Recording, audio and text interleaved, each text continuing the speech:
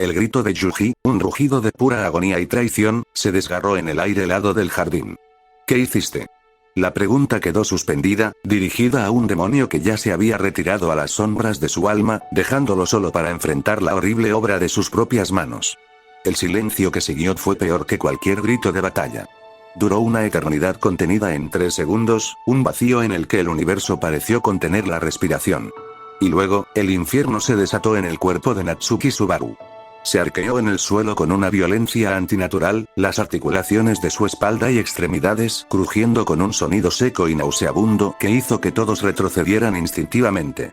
Un sonido gutural, a medio camino entre un ahogo y un gruñido bestial, brotaba de su garganta mientras sus uñas se clavaban en la tierra, arrancando terrones de hierba y dejando surcos sangrantes. Pequeñas volutas de un humo negro y fétido, que olían a sangre vieja, a carne podrida y a una malicia tan tangible que era casi visible, escapaban de sus labios. El horror paralizó al grupo. La victoria contra el culto de la bruja, tan duramente ganada, se sentía ahora como una broma cruel, una distracción antes de la verdadera tragedia. Subaru. Gritó Emilia, el terror finalmente rompiendo su parálisis como un cristal que se hace añicos. Corrió hacia él, arrodillándose en la hierba manchada de sangre, sus manos ya brillando con la suave luz esmeralda de su magia curativa.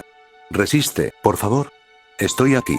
Pero en el instante en que la energía sanadora tocó la piel de Subaru, este gritó, un chillido de pura agonía que no parecía humano.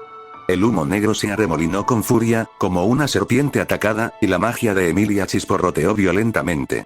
Sintió una sacudida de energía helada recorrer su brazo, como si hubiera tocado un cable de alta tensión, y su luz curativa se extinguió, dejándola con las manos dolorosamente frías y entumecidas.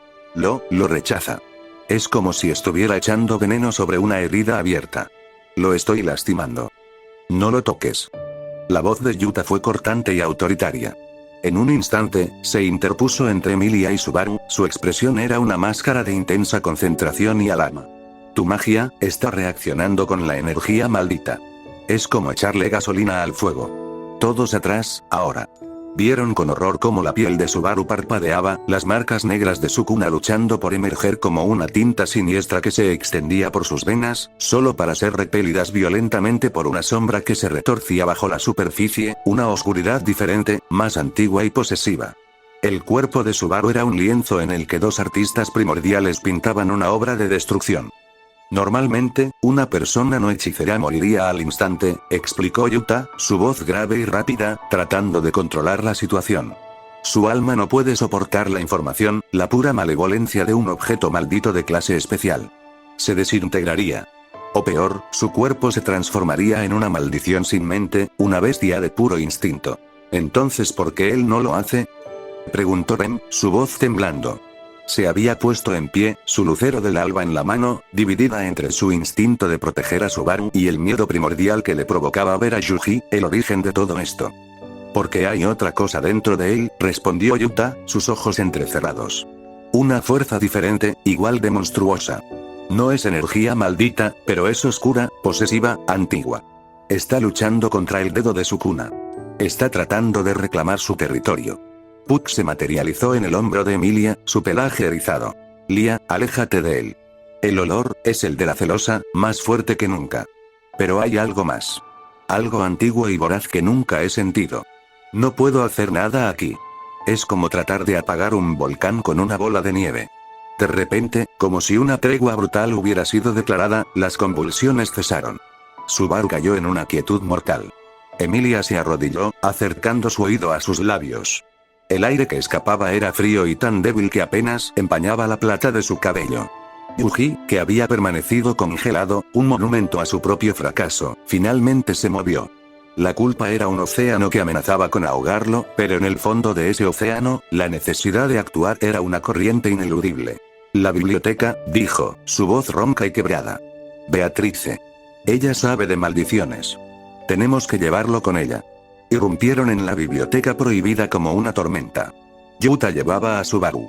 Beatrice, furiosa por la doble intrusión en un solo día, estaba a punto de desatar su ira. Otra vez. Es que mi santuario se ha convertido en una posada, de hecho. Fuera. Betty, por favor. Se está muriendo. Suplicó Emilia.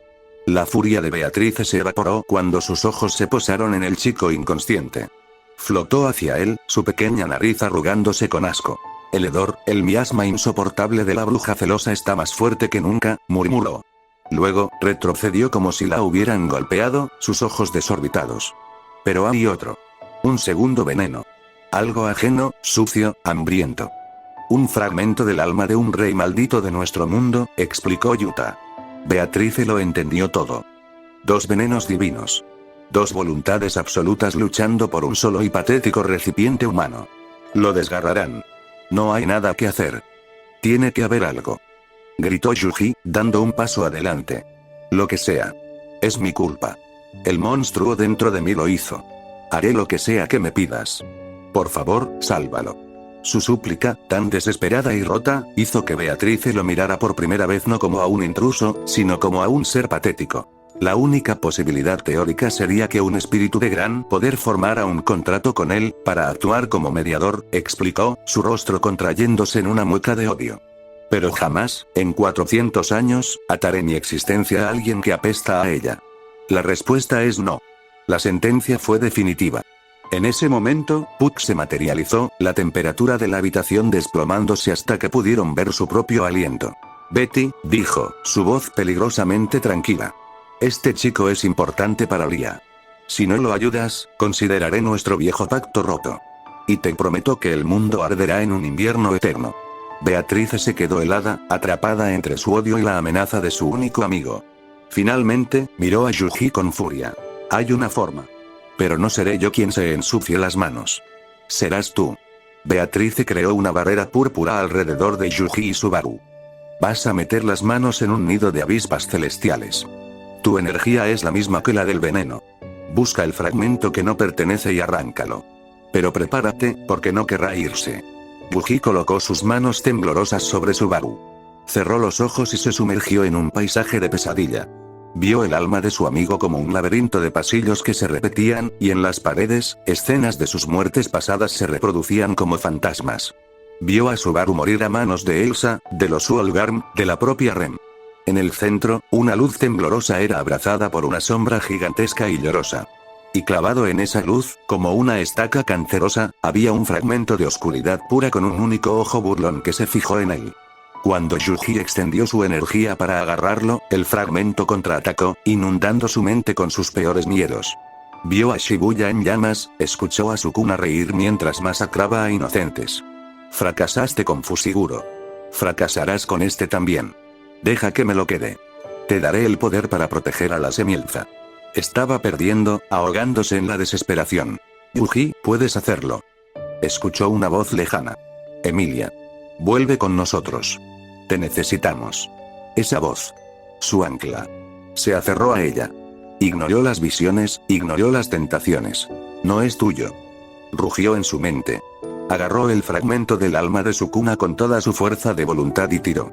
En la biblioteca, todos vieron con horror cómo un humo negro y espeso salía a borbotones de la boca de Subaru. Yuji gritaba, su cuerpo convulsionaba y la sangre le brotaba de la nariz por el esfuerzo. Con un último tirón, la energía oscura fue reabsorbida por su cuerpo. Subaru se calmó al instante. Yuji, completamente agotado, se desplomó, inconsciente. Despertó en su cama, ya de noche.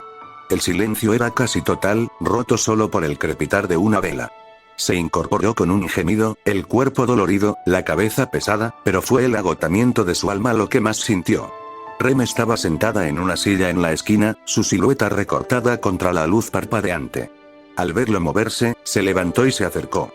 «¿Despertaste?», dijo, su voz suave, casi un susurro. «¿Subaru?», preguntó Yuji, su propia voz sonando ronca. «Está estable. Duerme en su habitación. Beatriz Sama lo está vigilando. Dijo que, lo que hiciste, funcionó. Lo salvaste». Yuji asintió, el alivio tan pesado que casi era doloroso. «Me alegro». Un silencio incómodo se instaló entre ellos. Yuji notó que Rem no lo miraba a los ojos. «Rem», comenzó. «Lo que pasó, con Sukuna». «El miedo que sentí», lo interrumpió ella, su mirada fija en sus propias manos. «No era por ti, Itadori-sama. Era por el monstruo. Hoy, nos demostraste que no son lo mismo. Pero también, nos demostraste que el monstruo sigue ahí. Levantó la vista, y en sus ojos había una tormenta de emociones. Gratitud, miedo, confusión, pero también una nueva y dura resolución. Gracias por salvar a Subargun. Pero te estaremos vigilando. A ambos. No era una amenaza. Era una promesa. Wookie lo entendió. Asintió de nuevo. Lo sé. Después de que Rem se fue, Wookie se quedó en la oscuridad, las palabras de ella resonando en su cabeza. La confianza, una vez rota, era difícil de reparar. Pero había algo más que necesitaba hacer, alguien más con quien necesitaba hablar. Se levantó, sus músculos protestando, y salió de la habitación. Sabía que la encontraría en el balcón. Era su lugar. Emilia estaba apoyada en la barandilla de piedra, mirando el cielo nocturno donde dos lunas colgaban como perlas. El viento nocturno jugaba con su cabello plateado. No se sobresaltó cuando él se acercó. Pareció sentir su presencia. Deberías estar descansando, dijo ella en voz baja, sin girarse. No podía, respondió él, apoyándose a su lado. No sin antes hablar contigo. El silencio que siguió no fue incómodo, sino expectante, lleno de todo lo que había pasado entre ellos en las últimas horas caóticas. Wookie respiró hondo, el aire frío de la noche llenando sus pulmones, y reunió el valor no para una batalla, sino para algo mucho más difícil, la vulnerabilidad. Emilia. Ella finalmente se giró para mirarlo, su rostro bañado por la suave luz lunar. Lo que hiciste en la batalla, comenzó él, su voz tranquila y sincera, sin rastro de la torpeza de antes. Necesito que entiendas lo que significó para mí. De verdad. Cuando me viste de rodillas, yo no estaba allí. No estaba en el jardín. Hizo una pausa, buscando las palabras. Estaba de vuelta en Shibuya, en mi hogar. Atrapado en mis peores recuerdos. Reviviendo cada error, cada muerte, cada persona a la que no pude salvar. Las voces, eran tan ruidosas. Las voces de mis amigos, de la gente que fallé, no se callaban. Era un infierno, Emilia. Un infierno del que no podía escapar, y honestamente, creo que una parte de mí ya no quería escapar. Estaba listo para rendirme. La miró directamente a los ojos, y ella pudo ver el reflejo de ese infierno en ellos. Y entonces, me besaste. Y fue, como un sonido en un mundo de completo silencio. Fue la única cosa real en medio de todos los fantasmas. No fue solo un shock, fue una prueba. Una prueba de que estaba aquí, ahora. De que este lugar era real. De que tú eras real. No solo me despertaste. Me diste un ancla y me arrastraste de vuelta del abismo. No me salvaste de Betelgeuse. Me salvaste de mí mismo. Y nunca, nunca podré agradecerte lo suficiente por eso. Emilia se quedó sin palabras, su corazón latiendo con fuerza contra sus costillas. Sus defensas y su torpeza social fueron completamente desarmadas por su cruda y absoluta sinceridad. Vio al chico que había llegado a su mundo como un torbellino de fuerza y amabilidad, ahora de pie frente a ella, mostrándole las cicatrices de su alma con una confianza que la dejó sin aliento. Yo, comenzó a decir, su propia voz temblorosa. Tenía tanto miedo. No por Betelgeuse, sino por ti. Te vi tan lejos. Tan lleno de un dolor que no podía comprender. Y todas las palabras que se me ocurrían parecían inútiles. Solo quería alcanzarte. Traerte de vuelta a nosotros. Fui egoísta. Tenía miedo de perderte a ti también. Impulsada por una emoción que no podía nombrar, levantó una mano y, con una vacilación casi imperceptible, la posó sobre la mejilla de él. Su piel estaba fría. El simple contacto pareció enviarle una descarga eléctrica a ambos. Ya no estás solo en esto, Wookie, susurró, su promesa un juramento silencioso bajo las dos lunas. Estamos aquí. Yo estoy aquí. Wookie cerró los ojos por un instante, apoyándose en el calor de su mano. Era el gesto más amable y real que había sentido en una eternidad. Cuando abrió los ojos, su mirada era diferente. El dolor seguía ahí, en el fondo, como una cicatriz que nunca desaparecería, pero en la superficie había algo nuevo. Una calidez, una ternura que estaba dirigida enteramente a ella. Lentamente, con una delicadeza que contradecía su inmensa fuerza, levantó su propia mano y la posó sobre la de ella, entrelazando sus dedos sobre su mejilla. El mundo pareció reducirse a ese único punto de contacto. Se inclinó hacia adelante, despacio, sus ojos nunca apartándose de los de ella, dándole todo el tiempo del mundo para apartarse. Ella no lo hizo. Su respiración se detuvo. Sus ojos amatista, anchos y vulnerables, se clavaron en los de él. El beso que siguió no tuvo nada que ver con el primero. No fue un acto de desesperación, sino de gratitud y de una emoción nueva y abrumadora que ninguno de los dos se atrevía a nombrar. Fue suave, tentativo, un susurro que encontró su respuesta en la forma en que ella le devolvió el gesto, relajándose en su toque.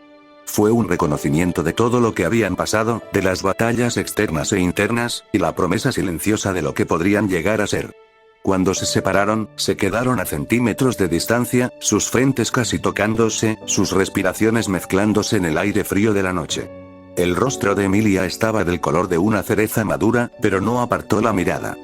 Lo siento, empezó a decir Yuji, su voz apenas un susurro. No, lo interrumpió ella, aún más suavemente, una pequeña y temblorosa sonrisa formándose en sus labios. No lo sientas.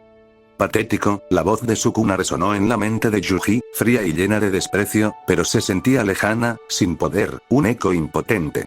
Te aferras a estas emociones como un niño a una manta. No te equivoques, mocoso. Cada uno de estos momentos, solo los hace más sabrosos para cuando los devore. Pero por primera vez, la voz de Sukuna no tuvo efecto. Yuji la ignoró por completo, su atención centrada únicamente en la chica frente a él, en el calor de su mano y en la promesa silenciosa que acababan de hacerse. La paz que sentía no era una ilusión. Era real, ganada con esfuerzo y anclada en el presente. Y la había encontrado justo aquí.